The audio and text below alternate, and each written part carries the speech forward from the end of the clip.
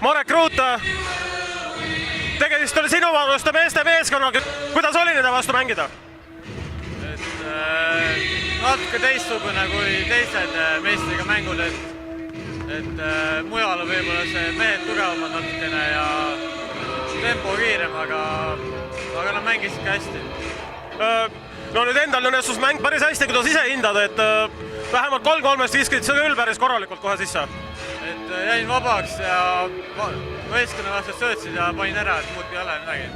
No mis sa nüüd ise meenutad, et kas see oli üks enim mänguaega saanud mäng sinu selle Avis Rapla meeskonna ajaloo jooksul? Ja on küll, jah. Annab sulle mingit niisugust ikkagi enesekindlust ikkagi juurde ju? Jah, kindlasti, et kasutasin võimaluse ära ja läks hästi, ma arvan.